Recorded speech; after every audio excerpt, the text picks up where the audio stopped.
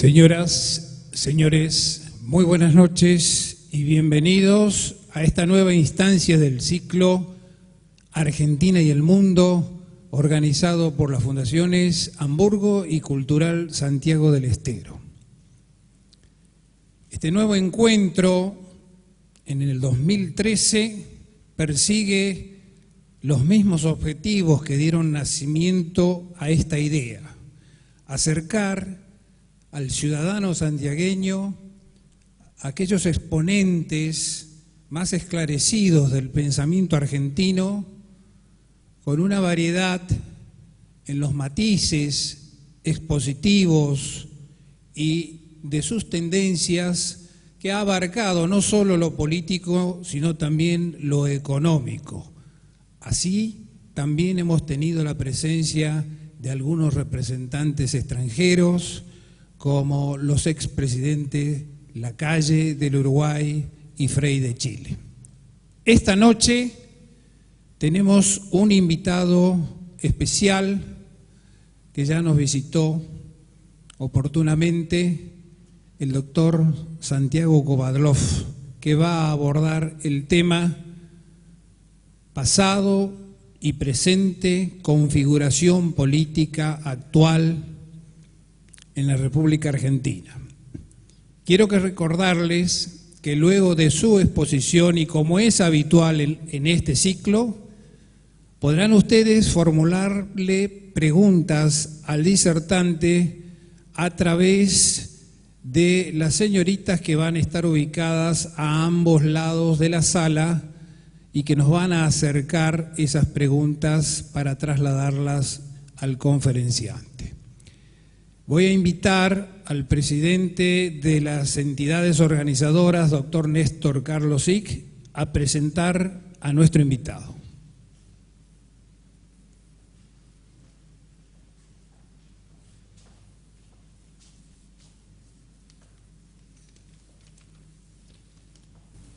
Señoras y señores, muy buenas noches.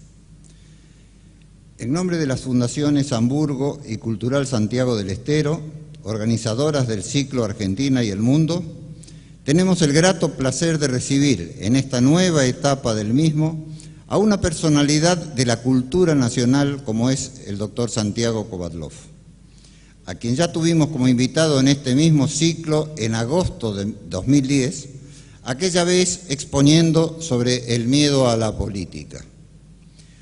Si bien la actividad creativa del doctor Kovadlov es polifacética, en las circunstancias especiales que atraviesa la sociedad argentina, resulta ineludible resaltar su rol de filósofo. Podemos definir brevemente a la filosofía como amor a la sabiduría, y esa preocupación por profundizar el conocimiento del mundo se percibe al conocerlo personalmente y al examinar su obra, impregnada toda ella de un profundo humanismo. Kovadlov se graduó en filosofía en la Universidad de Buenos Aires con una tesis sobre el pensamiento de Martin Buber, titulada El oyente de Dios. Entre tanta abundancia de personajes que hablan mucho y piensan poco, el contacto con personalidades esclarecedoras como la de Kovadlov significa un necesario oxígeno para los tiempos de crisis. Ellos, los filósofos, ven más allá del criterio del hombre cotidiano. Nos invitan a reflexionar, a calmar las pasiones, a que nos convirtamos, por un momento al menos, en émulos del pensador que esculpió Rodin. Además de ello, en el caso de Kovadlov, su perfil intelectual se robustece con sus incursiones como ensayista, traductor, poeta, antólogo de literatura portuguesa y autor de relatos para niños, sin dejar de mencionar que integra desde hace tiempo un trío musical con Marcelo Mogilevsky y César Lerner. Estas facetas aseguran, además, que estamos frente a un hombre con los pies en la tierra y de intensos sentimientos. No por entregarnos conceptos tan rigurosamente elaborados, es ajeno a la sensibilidad de lo cotidiano. De sus prolíficos y calificados antecedentes Solamente mencionaré como ejemplo las principales distinciones que ha recibido. En 1986 y 1987, faja de honor de la Sociedad Argentina de Escritores. En 1991, primer Premio Nacional de Literatura de Ensayo en Bogotá, Colombia. 1992, Premio Nacional de Literatura en Argentina. En 1994 y 2004, Premios Conex de Platino. Y en 2009 fue declarado Ciudadano Ilustre de la Ciudad de Buenos Aires. Esta noche, nuestro invitado desarrollará el tema Pasado y Presente, la configuración política de hoy en la Argentina. Doctor Koválov, nos disponemos a escucharlo con la atención que su inteligencia merece.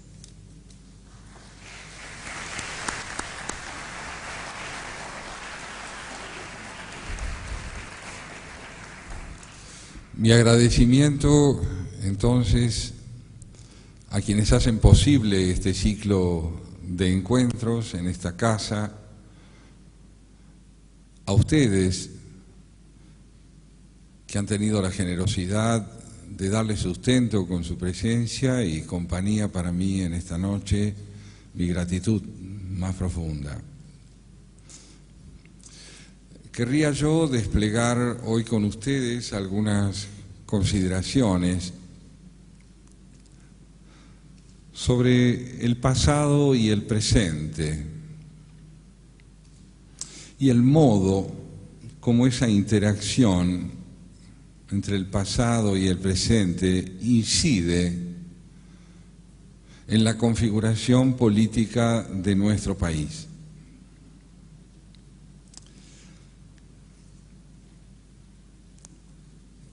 Posiblemente nada sea más difícil que llegar a ser hombres y mujeres de nuestro tiempo. Normalmente las épocas en que a cada generación le toca vivir hacen de nosotros el blanco sistemático de los conflictos de nuestra época, y es usual que nos configuremos como síntomas del tiempo en que vivimos. Gente sobre la cual el efecto de los problemas del tiempo en que nos toca vivir se hace sentir. Digamos que pertenecemos normalmente a una época y alcanzamos a advertir que pertenecemos a ella por el peso más o menos favorable que sobre nosotros ejerce el repertorio de problemas que distinguen a una época. Pero esto, el hecho de que seamos síntomas del tiempo en que vivimos, dista de ser exactamente un signo de contemporaneidad. Es más bien un signo de coetaneidad. Es decir, somos gente de una época determinada y estamos a merced de los problemas de nuestro tiempo. Pertenecemos a esa época más por una fatalidad cronológica que por una disposición subjetiva. Nadie puede jactarse de haber nacido en 1970 como para decir que es un hombre o una mujer de nuestro tiempo.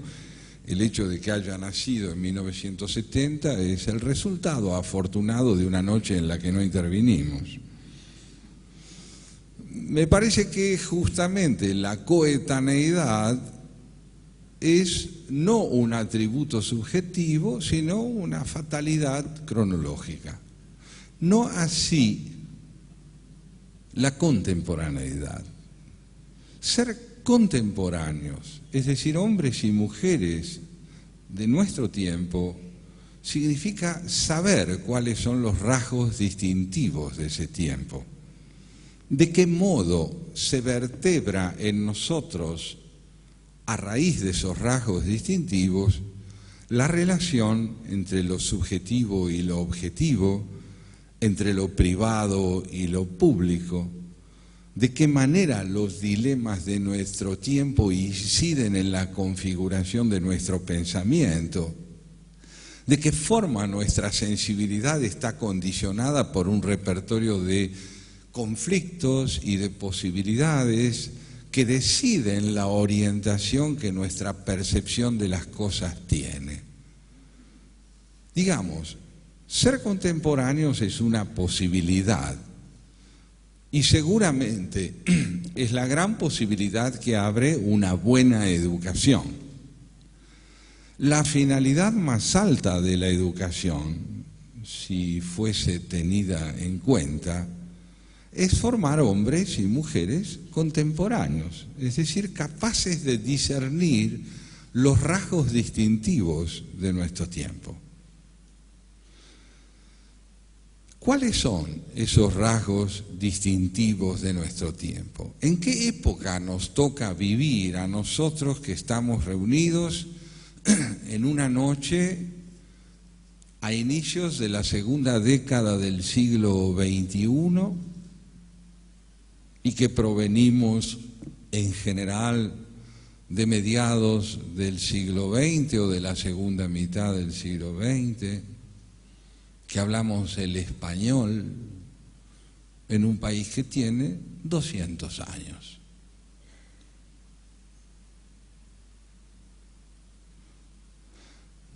Nuestro tiempo presenta algunos rasgos distintivos que son los que le dan especificidad y permiten distinguir la época en la que vivimos de otras. Lo que permite distinguir a una época de otras es la singularidad de los problemas que le dan especificidad. ¿Cuáles son los problemas específicos de nuestro tiempo? Sin duda, varios. Y entre ellos voy a mencionar algunos, porque mi propósito es situar a la Argentina en el marco de los problemas contemporáneos, para que veamos hasta dónde es el nuestro un país contemporáneo o no.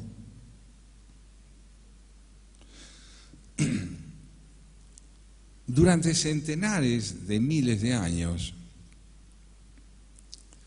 la naturaleza fue lo que condicionó totalmente la existencia humana. Digamos que la cultura era lo que el hombre lograba robarle a la naturaleza en términos de espacio y de recursos. La cultura era el escenario que el hombre abría en la naturaleza para poder perfilarse como humano. Así ha sido hasta antes de ayer. Desde antes de ayer, es decir, desde hace 70 u 80 años, la situación ha cambiado. Y la pregunta del presente es, ¿puede encontrar la naturaleza lugar en el mundo humano aún? ¿Hay aún lugar para la naturaleza en el mundo humano? La pregunta proviene de una serie de experiencias que han ganado enorme relieve.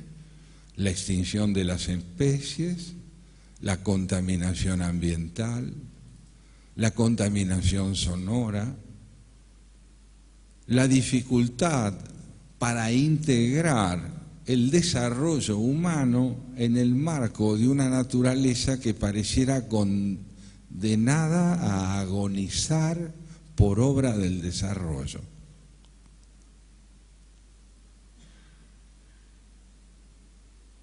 Esta es una situación nueva.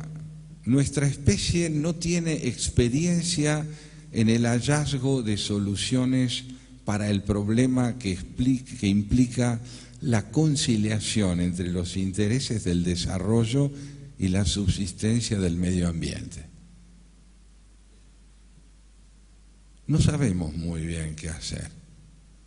Estamos bajo el efecto de la desmesura generada por un concepto del desenvolvimiento que no vaciló en avasallar el medio ambiente. No hace mucho en un congreso que se realizó en Dinamarca y al que asistieron los representantes de algunas de las naciones más desarrolladas de la Tierra, se debatió el problema de la responsabilidad de las grandes potencias en la cuestión del envenenamiento ambiental. Después del fracaso de los protocolos de Kioto, en Dinamarca se intentó una vez más ver de qué forma era posible encarar la cuestión de la contaminación ambiental y sus efectos sobre la supervivencia de distintas especies y de la nuestra. Un empresario italiano de una de las más desarrolladas y potentes empresas de Italia, que había sido invitado a plantear en qué medida su país podía contribuir junto con el Japón a bajar los niveles de contaminación ambiental, dijo: nosotros no lo podemos hacer porque eso afectaría nuestra inserción en el mercado de ventas. Si nosotros bajamos la contaminación es porque reducimos nuestra productividad. Si reducimos nuestra productividad, el negocio deja de ser próspero. Un angoleño que se encontraba presente allí, le dijo: perdóneme señor, ¿yo le he entendido mal o lo que ha dicho usted es una barbaridad? No, ¿por qué una barbaridad? Estoy hablando de mi negocio. Digo: no, usted está hablando de una locura. Usted me está diciendo que van a seguir desarrollando altos niveles de contaminación ambiental para que el negocio prospere en un mundo que se extingue. Pues esta es la cuestión. ¿Cómo podemos conciliar la necesidad de seguir desarrollándonos y valiéndonos de los recursos naturales a través de la elaboración que de ellos se hace hoy en día, y lograr que nuestra casa, la tierra, viva?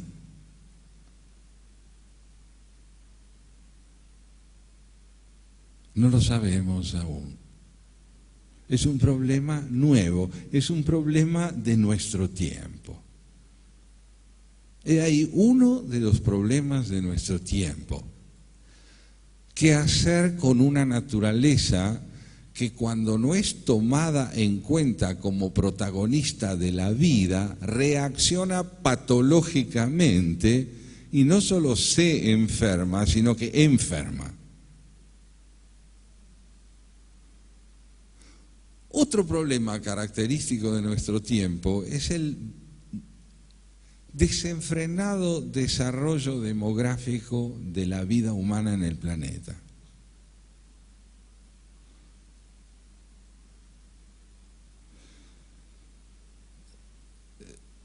El descontrol de nacimientos que tiene lugar en la Tierra, en naciones que no forman parte de lo que nosotros hasta hace poco llamábamos el mundo occidental exclusivamente, como Europa y Estados Unidos,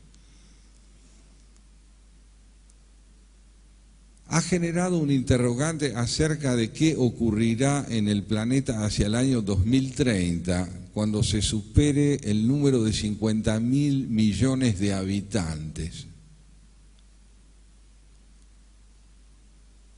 en áreas que no tienen capacidad de absorber y alimentar a toda esa gente.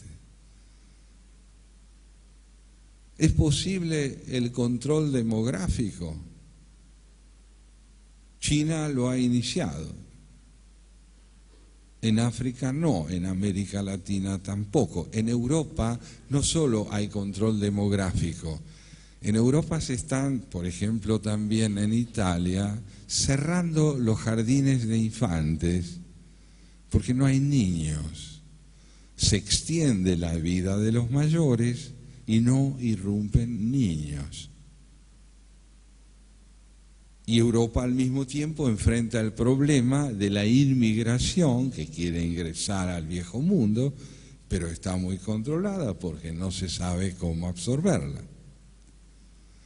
Demografía, ecología, desarrollo tecnológico e integración entre el hombre y la tierra que, después de mucho tiempo de ser concebida como un objeto pasivo de dominio, empieza a ser percibida como algo vivo que quiere ser oído. Otro dilema que caracteriza a nuestro tiempo porque constituye un problema que el pasado no conoció, es el que tiene que ver con la noción de progreso. Durante mucho tiempo, y sobre todo en los últimos 600 años, el progreso se entendió como la capacidad de resolver problemas y aportar soluciones. Tanto en la vida personal como en la colectiva, progresar significaba encontrar los medios apropiados para terminar con las dificultades que se padecían. Por ejemplo, el pensamiento positivista que alcanzó enorme auge en Occidente a partir de la segunda mitad del siglo XIX, entendía que si la realidad, digamos, constituye la superficie de esta mesa y estuviera esta superficie poblada de problemas, progresar significaba ir resolviendo uno tras otro para ir generando un espacio de soluciones funcionales. Pues bien, a partir del desarrollo de la física especialmente en el siglo XX, se comprendió algo sumamente interesante que hasta entonces no tenía posibilidad de haber sido discernido. Se entendió que progresar no solo significa resolver problemas, sino generar problemas nuevos mediante las soluciones que se encuentran. Generar problemas nuevos mediante las soluciones que se encuentran quiere decir que así como podemos resolver una cuestión pendiente, al resolverla se abren nuevas problemáticas. Una persona interesante no es una persona que no tiene problemas. Una persona que no tiene problemas es un difunto adelantado, digamos. Una persona interesante se caracteriza por el modo como encara los problemas que tiene y por la aptitud para modernizar su repertorio problemático.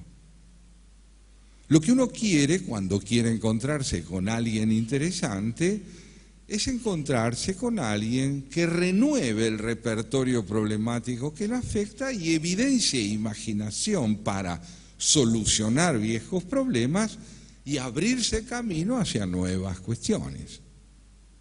En el orden social podemos decir lo mismo. Una nación interesante es la que renueva su repertorio problemático e ingresa mediante esta renovación a problemas inéditos. Voy a dar un ejemplo, entre tantos otros. Pocos países más racistas que los Estados Unidos de Norteamérica hoy tienen un presidente negro.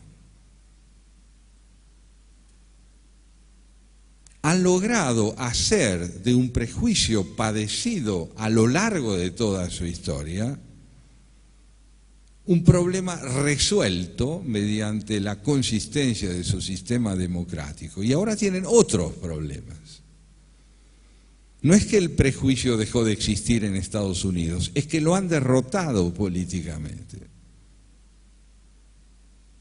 Ustedes saben, en otro orden de cosas, que durante centenares de años, siglos enteros, la mujer fue un ser casi humano, muy parecido a los seres humanos. pero no era humana. La Revolución Francesa de 1789, que establece los derechos del hombre, establece los derechos del hombre, no de la mujer. Y es posiblemente una de las transformaciones más fundamentales que conoció la humanidad.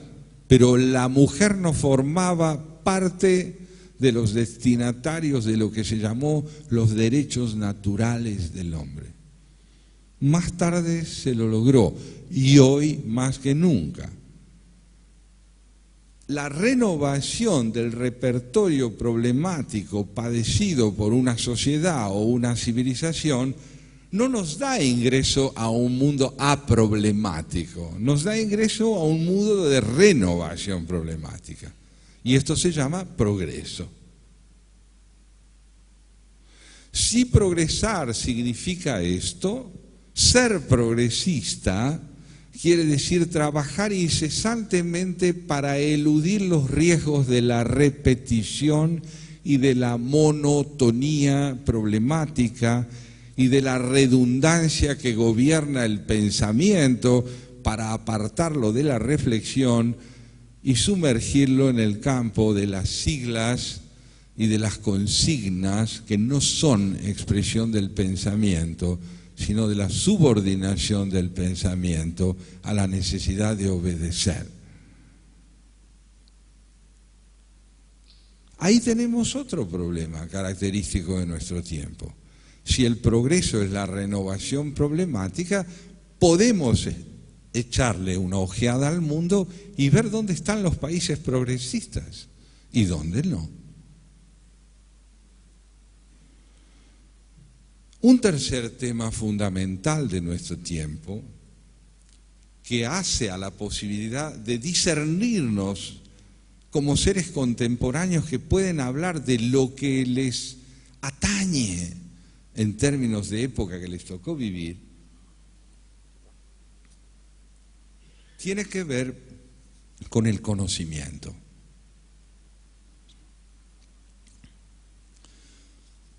Nuestra situación, diría yo, es inversa a la que conoció el mundo occidental en la Alta Edad Media.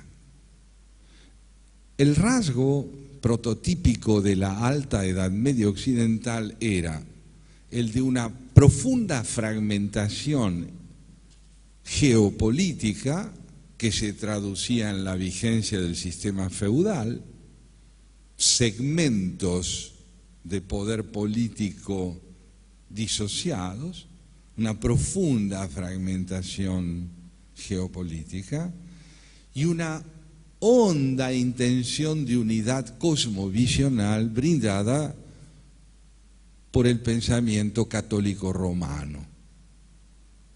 La Iglesia intentaba infundirle unidad axiológica, valorativa, cosmovisional a ese mundo políticamente fragmentado, de tal manera que esos señores feudales que entre sí se combatían pudieran ir atenuando su recíproca agresividad a medida que comprendieran valores comunes brindados por la Iglesia.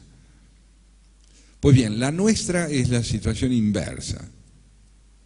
Nosotros pertenecemos a una época de relativa integración geopolítica, sin que esto implique equidad, pero sí relativa integración geopolítica generada por el desarrollo de la tecnología de punta en los medios de comunicación y una fenomenal fragmentación cosmovisional. Hoy el mundo, desde el punto de vista geopolítico, nos permite vivir en una simultaneidad sin fronteras.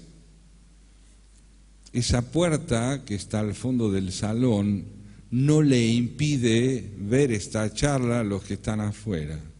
Ver, dije, no oír.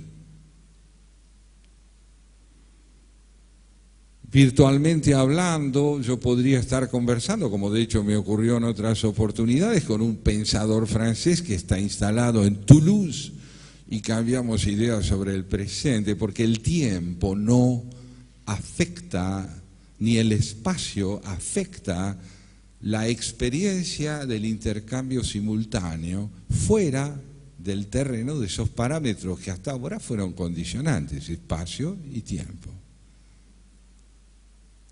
De modo que en el orden geopolítico hemos alcanzado una fenomenal capacidad de interdependencia e integración relativa. Pero en el orden cosmovisional estamos extraviados. Ya las religiones monoteístas no ofrecen aptitud orientadora ni a sus creyentes ni a sus civilizaciones. La crisis de la fe se ha extendido y aún la ciencia, que en otro momento pareció ser un sucedáneo de las religiones, como recurso orientador capaz de conducirnos a un mundo de paz y de diálogo, aparece hoy por obra de la tecnocracia que la manipula como un recurso para el ejercicio de un poder que no contempla las prioridades de la ética, sino las prioridades del dominio.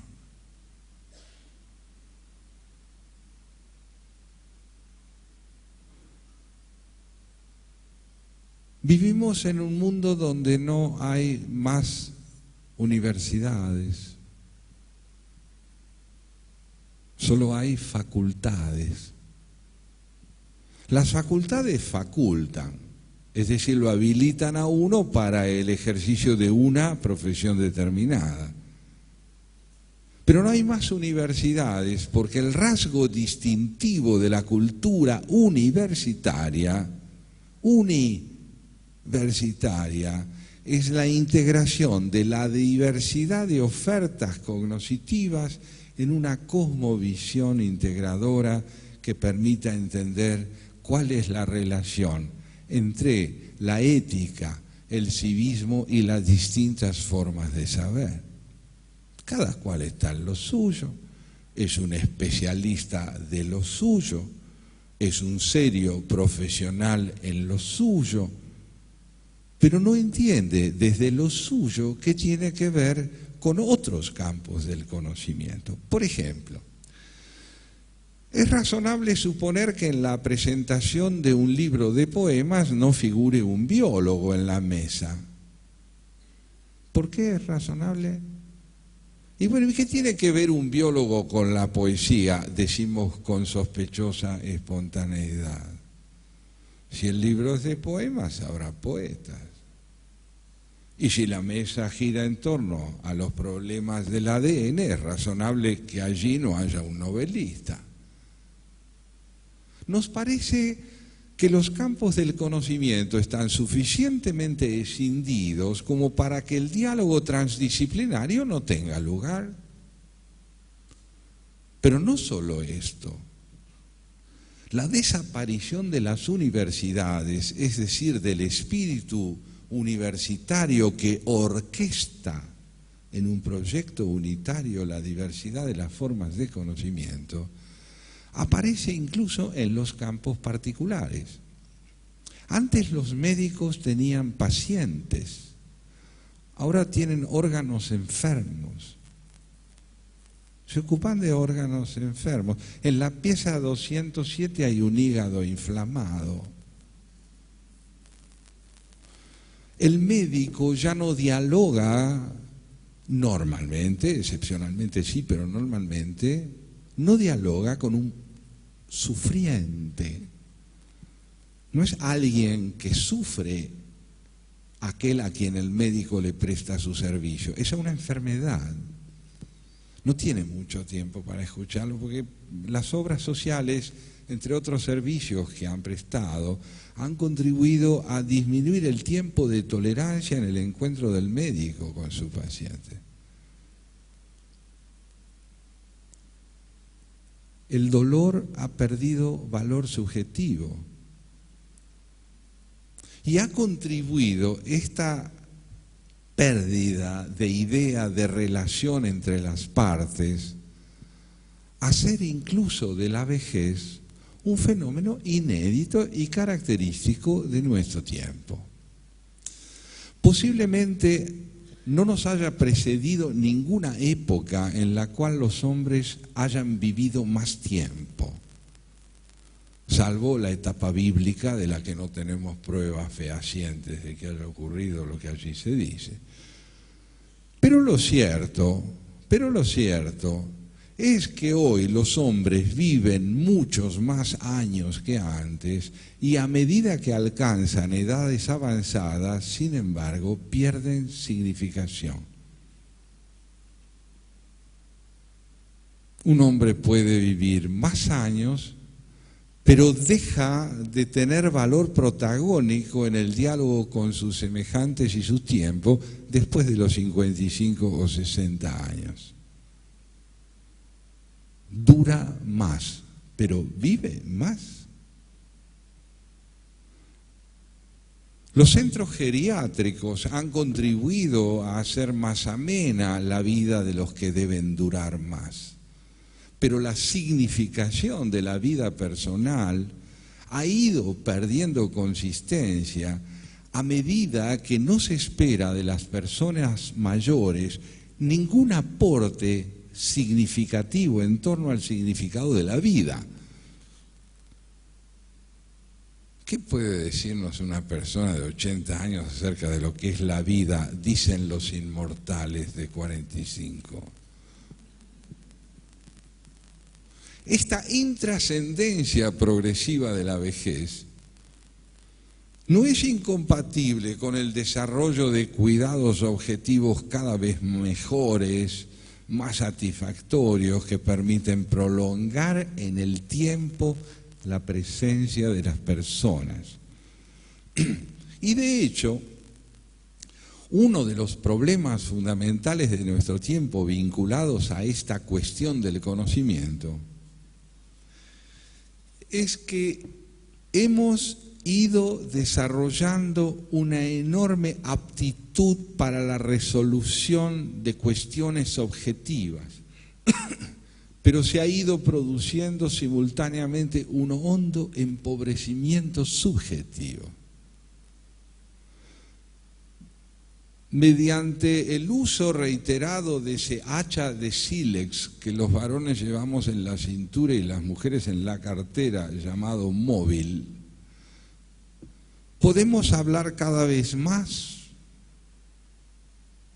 y con más rapidez, y sin duda el celular presta un servicio en ciertos momentos muy útiles. Ahora bien, nos comunicamos mejor. Oscar Wilde, y lo cuento siempre porque siempre me sorprendo, visitó los Estados Unidos a fines del siglo XIX y en el puerto de Nueva York lo estaba esperando una muchedumbre de admiradores, lectores de su teatro, de su poesía, de sus ensayos. Y entre ellos había un grupo de empresarios que luego de recibirlo con toda cortesía le pidieron que acompañara a esa gente a un salón contiguo donde sobre una pared se exhibía una caja de madera con dos soportes metálicos en la parte superior y sobre ella se extendía un tubo de hierro. Sobre la pared lateral derecha de la caja había una manivela y en el centro frontal de la caja un disco con números del 0 al 9. Le explicaron que si él tomaba el tubo, se lo aplicaba al oído, movía la manivela y descaba ahí, en menos de 1 minuto y medio estaba hablando con Boston. Esto, le dijeron, se llama teléfono. Wilde se quedó pensativo. Y al rato preguntó, y díganme, ¿hablando de qué?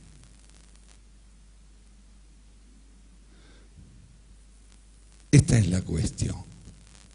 ¿De qué manera podemos lograr un desarrollo equitativo entre recursos subjetivos y enriquecimiento subjetivo?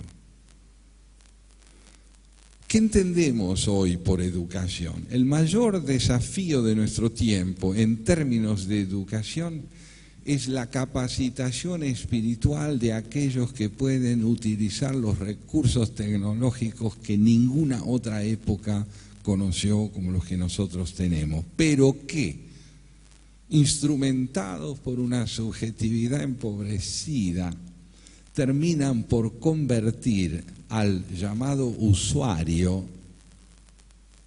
en usado, es decir, en siervo de una nueva forma de idolatría, que es la idolatría de los objetos. La idolatría de los objetos, en la época de la crisis de los monoteísmos, del empobrecimiento espiritual de la política, en el momento en el cual el despotismo financiero ha dominado la política y le ha quitado sentido a la inscripción que dice en el billete memorable "In God we trust". En ese tiempo, es indispensable para la subjetividad huérfana, para la subjetividad expuesta al vacío de valores, hacer de la tecnología el objeto de su idolatría. Ahora bien, el camino de la idolatría desemboca siempre en los fanatismos. Y estamos hoy frente a un momento histórico en el cual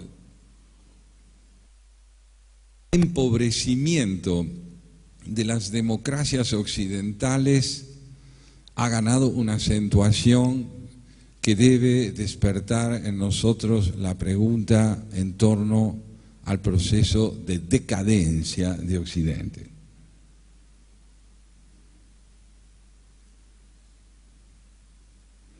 La dificultad para aceptar la decadencia de una civilización es más o menos parecida a la de aceptar las arrugas. A mí eso no me puede pasar. Bueno, todos nosotros nos creemos protagonistas de una civilización que tiene todo por delante. Pero nos preceden civilizaciones que también tuvieron todo por delante y han desaparecido. La griega, la romana, la siria, la babilónica, la egipcia.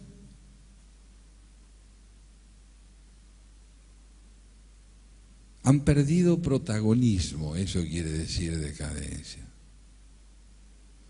Y la pérdida de protagonismo tiene que ver fundamentalmente con la dificultad para entender los problemas que conforman el desafío de la época en que a una civilización le toca vivir. Quiero abundar en los ejemplos porque esto es clave para la transición que ahora vamos a hacer hacia nuestro país.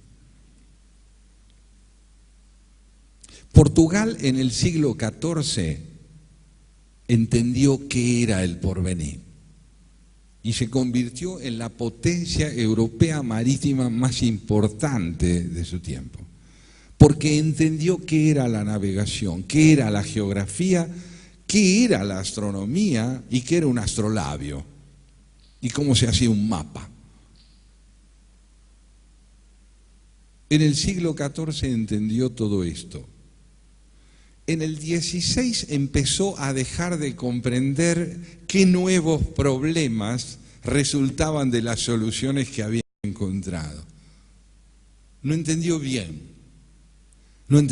de qué manera España empezaba a configurarse como una nueva potencia marítima y de qué forma el colonialismo exigía nuevas modalidades de práctica para poder sostenerse con eficacia y hacer de la metrópoli un mercado rentable. No entendió. ¿Qué pasó? Es difícil determinar qué pasó.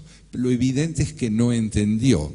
España entendió en el siglo XVI y hasta el siglo XVIII o XVII logró sostener un imperio, pero cuando llegó la hora de modernizar los criterios del imperio no entendió más y fue perdiendo sentido del presente. Fernando VII, también reproducido por Goya en su cuadro memorable, es la expresión acabada de la incomprensión del presente, porque las naciones están expuestas a este doble desafío. En un momento entender qué hay que hacer y en otro dejar de entender cómo se renueva la propia participación en el presente. Y esto vale para la vida personal también. No se trata de ser modernos, entre comillas. Es más fácil teñirse el pelo que estar vivo. Es más fácil tener una indumentaria actualizada que ser una persona viva en el presente. Es más fácil aparentar que ser. Pues bien, las naciones constituidas por personas que luchan permanentemente para protagonizar de veras el presente que les toca vivir, sostienen su actualidad. Estados Unidos de Norteamérica, que durante muchísimos años ejerció una hegemonía exclusiva, hoy ya no la puede mantener. Forma parte de las grandes naciones que tienen protagonismo hegemónico, pues ya no está sola. Rusia dejó de significar lo que significaba. Europa, que en 1910 o hasta 1914 significó, sobre todo de 1870 esta parte, hasta 1914 significó el centro de la civilización, hoy ya no lo es. La Unión Europea tiene enormes dificultades para sostenerse y afianzarse. La crisis le impide transitar de las identidades nacionales a la identidad hemisférica o continental. De modo que el dilema político fundamental es cómo ganar actualidad, sostenerse en el presente y combatir los riesgos de pérdida de significación que amenazan a una nación cuando no comprende bien los desafíos de su tiempo.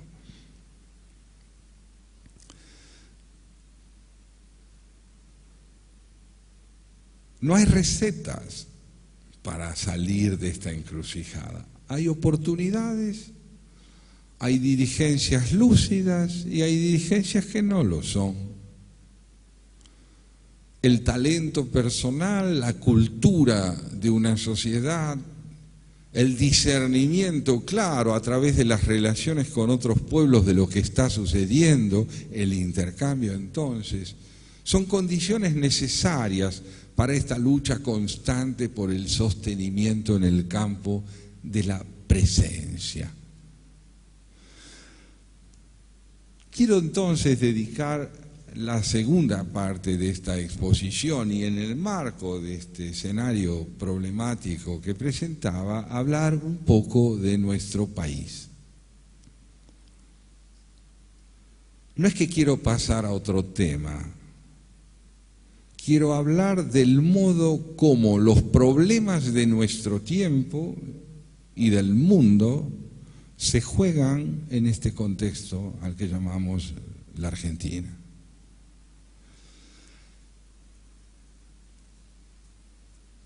Para hacerlo, para hablar del presente argentino, es muy importante entender qué es el pasado. El pasado no es lo que ya pasó. El pasado es lo que una nación interpela como experiencias previas a la suya para poder entenderse mejor a sí mismo. El pasado es el interlocutor directo del presente cuando uno quiere entender dónde se encuentra. Voy a darles algunos ejemplos de esto. cerquita de aquí, de Santiago, tuvo lugar un intercambio de cartas extraordinario entre el general Belgrano y el general Martín Güemes. Corría el año 13 y Güemes le escribe a Belgrano, a Tucumán, y le dice: querido general y hermano, debo decirle con satisfacción que hemos expulsado a los godos de Salta, pero no consigo que la paisanada me vaya a pelear al Tucumán, porque dice que Salta ya es libre.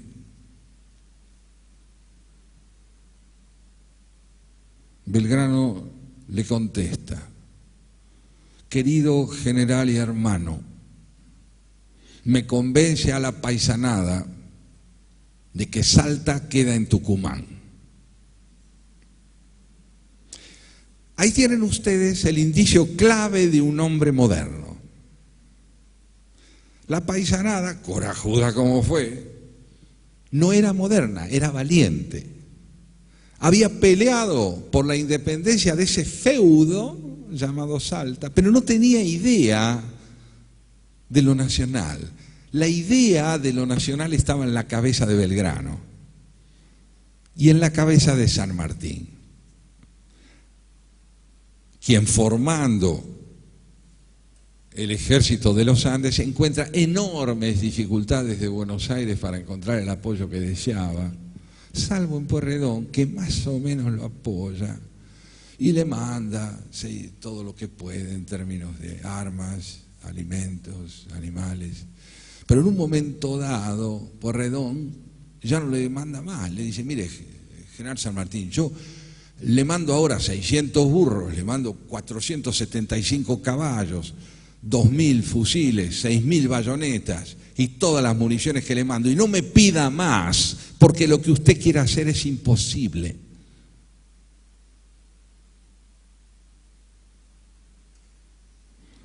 Y San Martín le contesta: mi general, tiene usted razón, lo que yo quiero hacer es imposible, pero es imprescindible.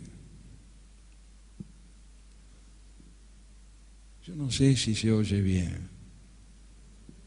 No, porque creo que no se oye bien. Yo no oigo bien lo que dije. La Argentina no oye bien lo que dije. La distinción decisiva que el general San Martín establece entre lo imposible y lo imprescindible es fundamental para entender de dónde vienen hombres como él, como Belgrano, como Alberdi, como Sarmiento. ¿De dónde vienen esos hombres? ¿Del pasado? No. Esos hombres vienen del porvenir. Vienen desde el porvenir hacia el presente. No vienen del pasado. Son hombres que vienen de sus sueños, de sus desvelos más hondos, de aquello que los impulsa a soñar y venir hacia el presente para tratar de concretar en el presente aquello que es sus sueños. No vienen del pasado. Entienden que el pasado les ha impartido una lección fundamental, y es la de saber qué hay que dejar de hacer. Entonces se sitúan espiritualmente en el campo de un proyecto decisivo que es la transformación del presente mediante la superación de la repetición, que es lo que viene del pasado. España pierde vigencia en América porque repite. Portugal pierde preeminencia en Europa porque repite. Repetir quiere decir no encontrar alternativas novedosas para organizar el presente desde el porvenir. Los hombres o provienen del porvenir o son víctimas de la monotonía. Argentina es un país que está en el siglo XXI, pero no vive en él. Porque repite, porque su espacio problemático está vertebrado sobre la base de ideologías que no entienden la necesidad de renovación desde el futuro, entienden la necesidad de renovación desde el pasado.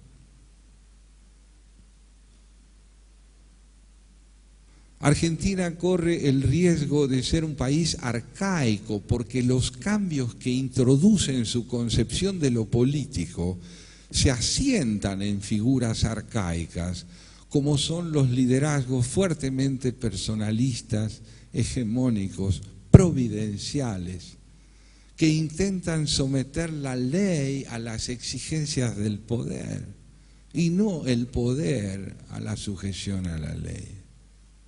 Todo esto ya pasó entre nosotros. No hay nada nuevo a ese nivel. Ahora, dentro de eso puede haber muchas cosas nuevas, muchas iniciativas valiosas, pero la estructura institucional del concepto de nación está vertebrado por el principio del caudillismo. Ya ocurrió. Cuando Sarmiento visita España en 1847, le escribe a Lastarria, su amigo, con el que mantiene la correspondencia que vertebra todas sus cartas, diciéndole: me he dado cuenta recorriendo este reino que en el campo de batalla hemos podido con España, pero en el orden cultural ellos siguen pudiendo con nosotros, porque la fragmentación y el encono con que se combaten unos a otros es el que nosotros tenemos. La cultura de la fragmentación, del enfrentamiento, de la feudalización, la ausencia del ideal de integración federal, diríamos hoy, está en España, dice Sarmiento. Entonces, en el orden objetivo puede haber algunas transformaciones interesantes en el marco de este concepto de la institucionalidad retenida. Pero desde el punto de vista del cumplimiento con las demandas de una constitución que pide integración entre la ley y la equidad, entre la integración federal y la participación en la producción de bienes, entre la autonomía y la integración simultáneas, en la alternancia del poder, en el diálogo entre adversarios, en la concepción de una vida parlamentaria donde prepondere el pensamiento y no el insulto, el debate y no la descalificación, Argentina sigue estando más cerca del siglo XIX que del XXI. Somos seniles. No en nuestra apariencia. Somos seniles en nuestros procedimientos cívicos. No hemos podido renovar el repertorio problemático que permita la transición desde el autoritarismo que formalmente termina en 1983 a una democracia republicana plena. La intolerancia, el desprecio de las normas constitucionales nos impiden comprender el valor de la democracia republicana, que consiste, para decirlo de un modo más o menos sintético, en esto. La democracia republicana es un régimen de sospecha. Está sentado en la convicción extraordinariamente profunda y no muy frecuentada de que la existencia de tres poderes independientes e interrelacionados, tiene como finalidad acotar la pasión por la desmesura que podría caracterizar a cada uno de ellos si no estuviera controlado por los demás. La pasión por la desmesura, problema que planteó Sófocles hace 2500 años, por ejemplo, la pasión por la desmesura es la idea de reducir lo real a mi punto de vista, los bienes comunes a mis bienes, mi protagonismo como el único protagonismo. Pues bien, los poderes están ahí para vigilarse recíprocamente e impedir la patología de la desmesura. Tratar de quebrar esa interdependencia sentada en la autonomía para reducir todos los poderes y el Estado a un único poder, a una única figura, es claudicar del principio del control que la ley debe ejercer sobre el poder. Ahora, las naciones se pueden estructurar sobre regímenes autoritarios. Entre 1933 y 1937, Alemania anduvo muy bien. Se reorganizó, alcanzó altísimos niveles de productividad. Rosas organizó a la Argentina. Rosas organizó a la Argentina, impidió que la anarquía existente hasta el advenimiento de él a la suma del poder público subsistiera. Y ordenó el país, de cierta manera, a través del crimen, de la censura, de la ley implacable de la fuerza sobre el adversario. Fue una forma de ordenamiento. No es que las cosas no se pueden ordenar donde no subsiste el principio de la convivencia. Se puede. Puede haber desarrollo. El tema es ¿para qué? El tema es saber si el hombre es un ser que está llamado a subordinarse y si lo que ocupa el lugar del valor al que debe subordinarse es la ley o es otro. Si es la ley, podemos convivir. Si es otro, debemos obedecer.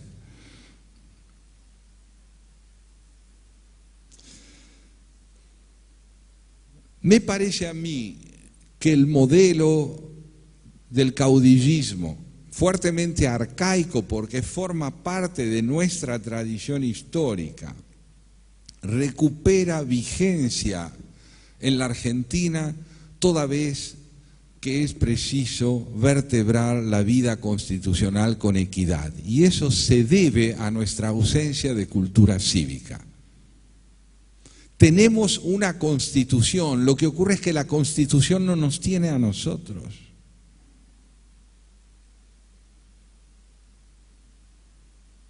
La Constitución es una propuesta de organización subjetiva asentada en el principio de la interdependencia crítica entre los miembros de una comunidad. Crítica quiere decir solidaria.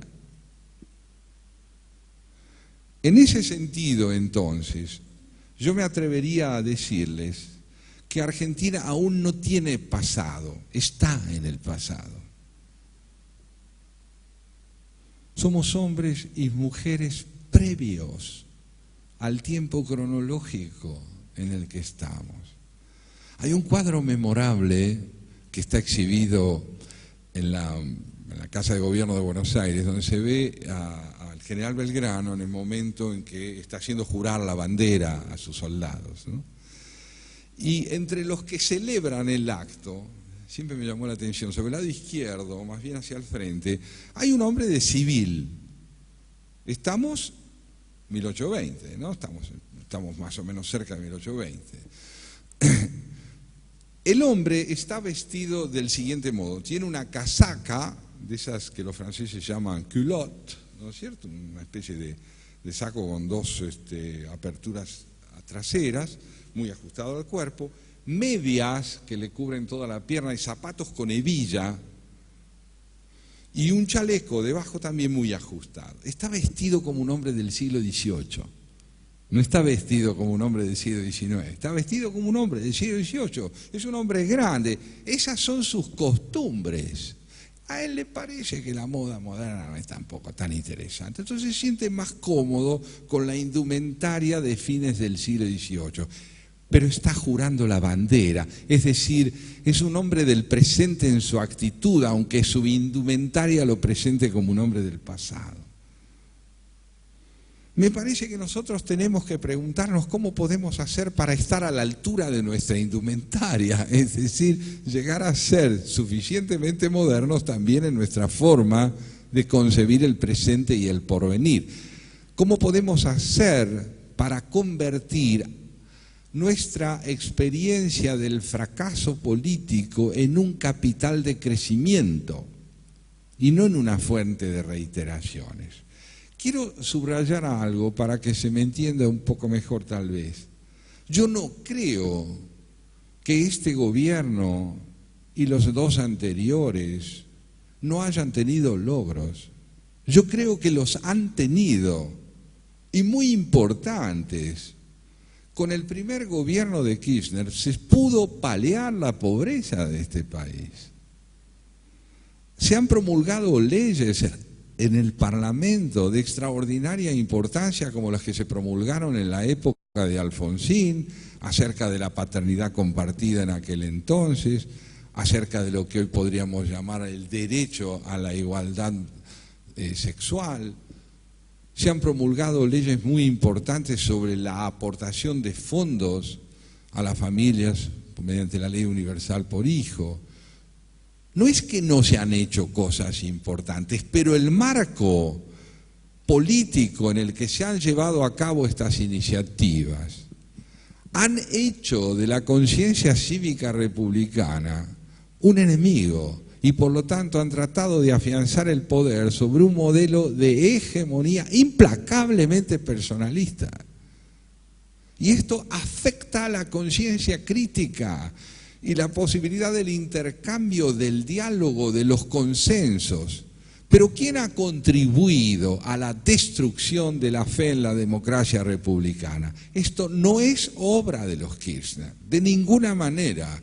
Esto es obra de quienes tuvieron la responsabilidad de afianzar la democracia en el país antes del año 2005 y no lo hicieron.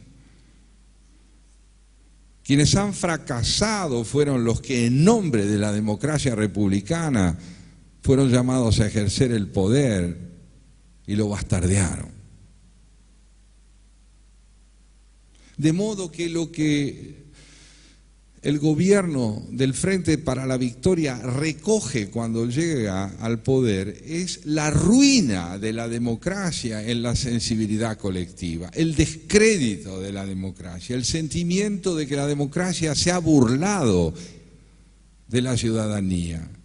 Y ese escepticismo fue el capital con el que se construyó el proyecto populista también. De manera que tenemos que evitar las dicotomías drásticas y los esquematismos apaciguadores mediante el descubrimiento del malo y el bueno. Hay que tratar de pensar por qué el proyecto democrático republicano en la Argentina no se afianzó. Por oposición a aquellos gobiernos de corte autoritario, civiles o militares, que redujeron el poder o bien a una corporación o bien a un individuo. ¿Por qué no se pudo trabajar por el afianzamiento democrático como era debido? Porque esencialmente en la Argentina fracasó desde el siglo XIX el proyecto de la integración regional equitativa a través de un federalismo que contribuyera a que las provincias coparticiparan de manera justa en la tenencia de sus propios recursos y no quedaran supeditados a ese despotismo de un gobierno central que, teniendo el monopolio de los recursos, condena a las provincias a no poder tener la autonomía indispensable para poder desarrollarse. Es esa ausencia de federalismo, esa constitución que no alcanza a ser visceralmente habitada, sino solo formalmente leída, nos ha impedido a nosotros avanzar como era indispensable hacerlo. Es verdad, hoy ya no tenemos golpes de Estado, tampoco tenemos fuerzas armadas. Ya no hay más golpes de Estado promovidos por las Fuerzas Armadas. Esa corporación no tiene fuerza golpista, pero hay otras corporaciones y hay otras modalidades de golpes que consisten en ejercer el poder en forma unilateral, condicionando enormemente la posibilidad de una coparticipación en todos los órdenes fundamentales de la democracia. Tenemos una visitante preciosa ahí.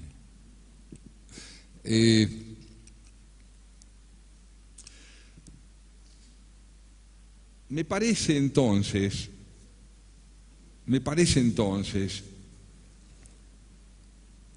que hay que recordar aquello que decía Arnold Hauser, el extraordinario historiador del arte, el autor de la historia social de la literatura y el arte. Hauser decía: el pasado está lleno de respuestas, pero solamente para quien desde el presente esté lleno de preguntas.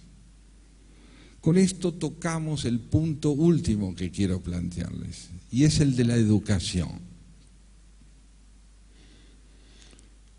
Una persona educada no es una persona que sabe de literatura, ni de música, ni de pintura. Es una persona que tiene intereses parcializados y muy importantes, pero parciales. Una persona educada, culta, en el sentido eminente del término, es una persona que tiene idea de la interdependencia entre las formas de conocimiento, que puede advertir que la ciencia y el arte de su tiempo guardan relación, que la religión y el pensamiento antropológico pueden convivir y dialogar. Una de las razones fundamentales de la pérdida de actualidad de la Iglesia, y esto lo ha expresado de un modo conmovedor Benedicto XVI, es la incomprensión que la Iglesia ha tenido del modo de encarar los problemas de su tiempo, al lado de la corrupción que afectó a la institución eclesiástica por parte de quienes, diciendo ejercer la fe, ejercían en verdad el delito. Pues esta pérdida de contemporaneidad, en el caso de nuestro país, tiene que ver fundamentalmente con la falta de educación. La educación es la posibilidad de entender cuál es la responsabilidad cívica de cada uno de nosotros. Uno puede ser un gran especialista en lo suyo y no ser un ciudadano.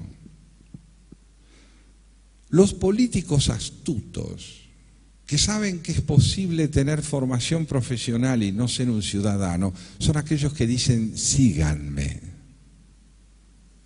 yo me ocupo, cédanme la conciencia cívica y yo me ocupo.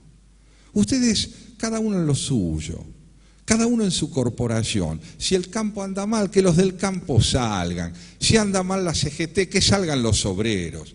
Si vuelan la AMIA, que salgan los judíos. Cada uno en lo suyo, pero no cívicamente. Es decir, con sentido de la interdependencia entre las partes. Cuando hay sentido de la interdependencia de las partes, sin olvidar las responsabilidades específicas que se tienen en el propio campo profesional, hay ciudadanía. Cuando un gobierno es contemplado desde una sensibilidad ciudadana cabal y aparece tratando de monopolizar la totalidad del poder, en desmedro de la ley y del intercambio crítico y de la convivencia, sin inscribir el proyecto del progreso en un marco donde la ley cumpla fundamentalmente un papel rector, un buen ciudadano sabe ante qué está, no se confunde. Y entonces comienzan los reclamos que tienen lugar en una sociedad cuando ya no se dirigen al gobierno, sino a quienes deberían liderar una oposición fragmentada para poder ser representativos de ese anhelo de integración donde la justicia está en el centro de la demanda popular. Hoy en día estamos enfrentados a una fragmentación fenomenal de nuestras dirigencias políticas opositoras como consecuencia de la mala educación cívica. porque una buena educación cívica permitiría entender que la demanda fundamental de este momento no es saber quién se va a quedar con la pieza más linda de la casa, sino que la casa está ardiendo y que hay que salvar la casa. Y salvar la casa es devolverle a la democracia republicana significación social a través de un trabajo de integración riesgoso, incierto, pero que, como diría San Martín, es imprescindible. Gracias.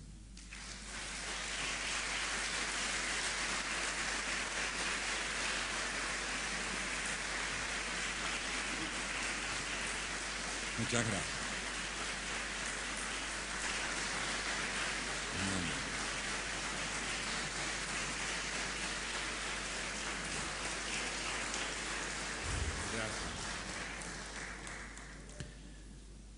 Bueno, luego de esta brillante disertación del doctor Kovadlov, van a tener oportunidad, como advertimos al comienzo, de hacerles llegar las preguntas que ustedes deseen, siempre a través de las señoritas que están ubicadas a los costados de la sala.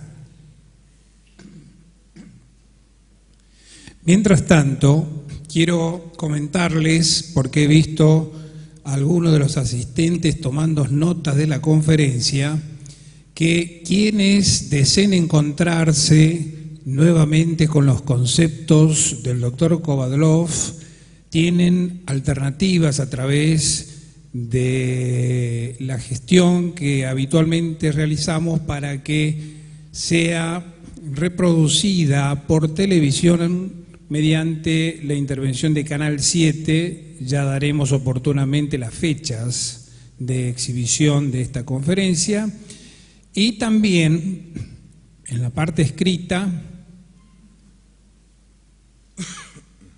Les decía que en la parte escrita, por la publicación en la revista La Fundación Cultural, número 54, que será editada a fines de este mes de marzo, que a su vez tiene una página en internet en la cual puede también encontrarse íntegramente la conferencia, no solo del doctor Kovadlov, sino de todos los que han intervenido en este ciclo.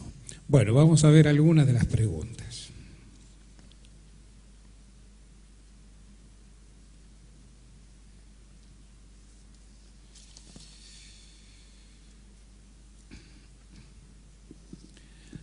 Vamos con la primera, doctor Kovadlov. Según su opinión, ¿qué es democratizar la justicia?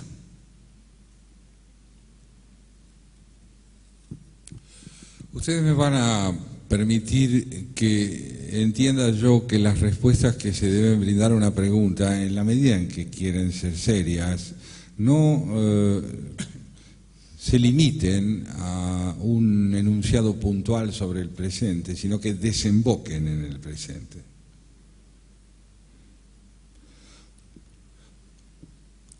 En Grecia, la democratización de la justicia, Solón mediante, significó, hacia el siglo VI antes de Cristo, la posibilidad de entender que no había justicia allí donde un solo sector, corporación o grupo monopolizara el ejercicio de la ley. Que para que haya justicia era imprescindible consensuar la idea de lo legal a fin de que, mediante el consenso, la noción de ley tradujera un acuerdo intersectorial.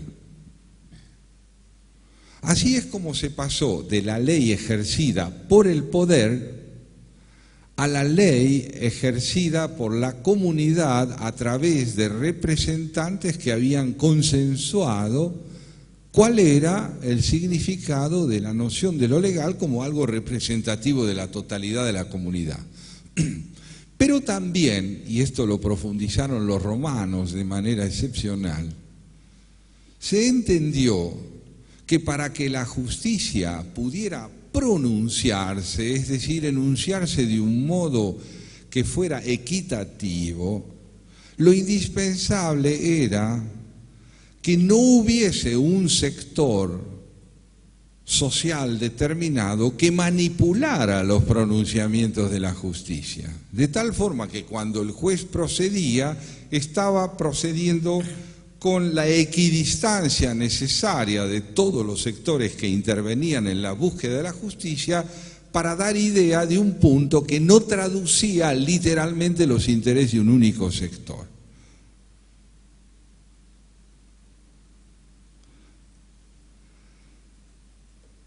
Democratizar la justicia hoy significa subordinarla al punto de vista del Poder Ejecutivo. La finalidad de la democratización de la justicia, tal como la entiende este gobierno, significa hacer de ella una herramienta más del único poder independiente que es el Ejecutivo. Si los jueces deben ser popularmente elegidos, ¿dónde quedaría la equidad de los jueces? Se me puede responder desde el gobierno, pero ¿usted cree de veras que los jueces son equitativos? Yo les respondería, miren, la justicia debe ser autónoma, tiene enormes dificultades para hacerlo, pero mediante su, comillas, democratización dejará de serlo definitivamente. Ahí hay una perversión del concepto de democratización.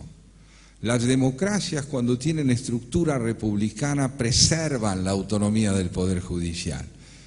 Y si esa preservación es difícil, mucho más difícil es creer que es equitativa cuando sea manipulada desde el Poder Ejecutivo.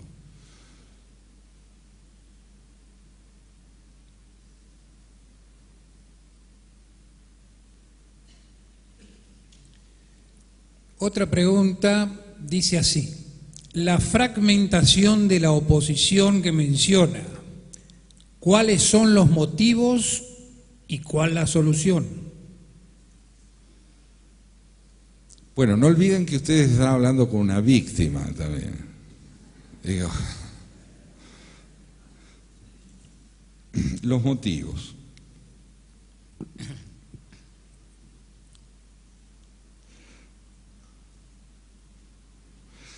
Antes les mencionaba yo a ustedes ese enigmático proceso mediante el cual una nación que alcanza un alto nivel de protagonismo y se convierte en una nación hegemónica, digamos, a nivel mundial, pierde de pronto el sentido de su norte y se extravía en la inoperancia y finalmente en la decadencia.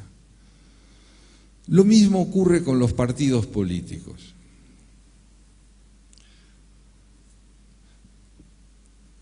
La estructura del poder bipartidario en la Argentina tuvo siempre, como bien sabemos todos, dos expresiones que fueron el justicialismo y el radicalismo. Los dos están hondamente afectados por las exigencias no del todo comprendidas de la época, pero especialmente el radicalismo fue el que más rápidamente puso en evidencia su inoperancia, es decir, su falta de posibilidades de subsistir con protagonismo. ¿A qué se debió esto? Yo tengo la impresión de que el Partido Radical y el gobierno de Alfonsín en ese sentido fue un ejemplo de extraordinaria elocuencia. Supo privilegiar los principios en un orden formal y lograr en ese mismo orden realizaciones excepcionales como fue la condena de las juntas que integraron y propusieron y llevaron a cabo el terrorismo de Estado, pero no supo pasar a la administración política de los conflictos reales del país, de tal manera que sobre Alfonsín recayó una expectativa social extraordinaria que Alfonsín no pudo tramitar con eficacia para lograr la conciliación entre el principismo y la operatividad de las políticas de Estado que permitieran que en el orden económico y en el orden de la integración de las corporaciones fuera posible controlar el Estado sin perderlo. El radicalismo inicia mucho antes, sin embargo, su pérdida de protagonismo gradual en la vida política argentina, pero recupera con Alfonsín ese protagonismo, porque es el único depositario de los principios con los que sueña una sociedad que quiere salir del autoritarismo en 1983. No bastó su gobierno, el fracaso final de su gobierno, el tener que abandonar el poder como tuvo que abandonarlo bajo la presión de quienes contribuyeron a su deterioro desde la vida sindical y desde un sector del peronismo y de otros sectores también. El abandono de ese espacio protagónico del radicalismo fue la consecuencia de una pérdida de norte del Partido Radical para poder gobernar un país. Lo perdió y luego lo perdió nuevamente con De la Rúa. Con eso, con la caída del radicalismo, se produce una fragmentación extraordinaria de la fuerza alternativa a la del justicialismo.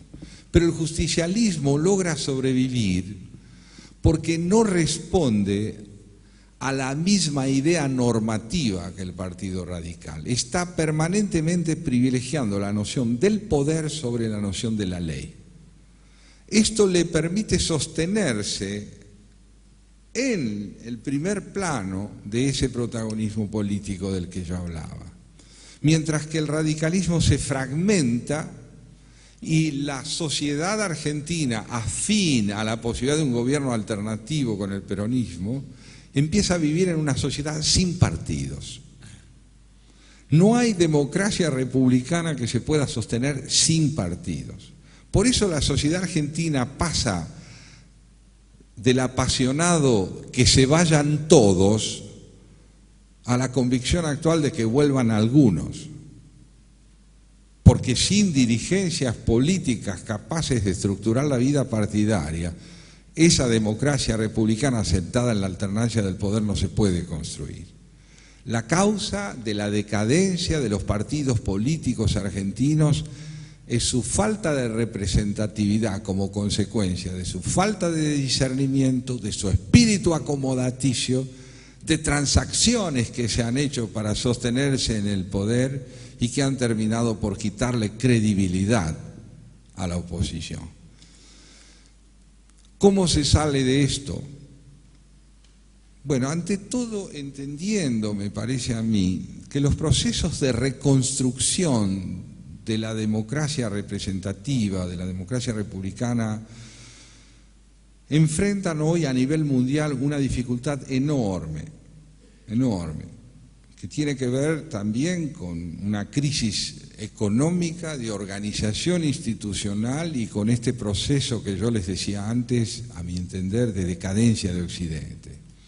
No obstante, es imprescindible que tendamos hacia la construcción de una fuerza alternativa, no necesariamente porque va a ganar en las elecciones del 15, lo indispensable es que exista, es decir, que signifique, porque el drama contemporáneo es la ausencia de significación de la oposición en términos partidarios. Reconstruir esa significación solo es algo que puede llevarse adelante si se entiende cuál ha sido la contribución que los distintos partidos opositores han hecho a la decadencia y al envilecimiento de la democracia. Es necesario hablar de eso. Es necesario poner eso en el primer plano del debate y comprender qué errores se han cometido. No se trata de un cambio de estrategia para ganar elecciones. Es fundamental ganar elecciones, pero lo decisivo es entender por qué se perdió significación. Esto puede llevar mucho tiempo. La única manera de enfrentar el mucho tiempo que esto puede llevar es volver a nuestra historia y entender que la paciencia no es hija de la resignación. La paciencia es hija de una convicción y de una espera militante. La espera militante es la que trabaja para remontar la adversidad a través de proyectos. Recuerden ustedes una vez más al general Belgrano. Cuando en 1816 se discute en Tucumán cuál es la forma de gobierno que deben darse las provincias del Río de la Plata, Belgrano y San Martín, que no estaba presente pero que coincidía con él, proponían una monarquía republicana. ¿Por qué decían que la idea de una república excedía los recursos culturales de la colonia que transitaba hacia su independencia? Que hacía 300 años, en cambio, que había una cierta experiencia de lo que era una monarquía y que había que utilizar algunos recursos provenientes de esa experiencia 3 veces centenaria para ir organizando una transición que, las palabras que siguen son del Belgrano, quizá dentro de 40 años nos permitan contar con una república. Belgrano no dijo, yo no puedo esperar tanto, me voy. Yo no lo voy a ver. ¿Y quién es uno para verlo? El deber de uno es trabajar para que lo vea alguien. Y si nuestra vida no alcanza para verlo, debe alcanzar para empezarlo. Bueno, próximos a las 23 horas, damos por finalizada esta conferencia del doctor Santiago Kovadlov, agradeciéndole muy especialmente su gentileza. Gracias a todos y discúlpenme si no sigo respondiendo preguntas, pero es que estoy extenuado. Muchas gracias. Muchas gracias a todos y muy buenas noches.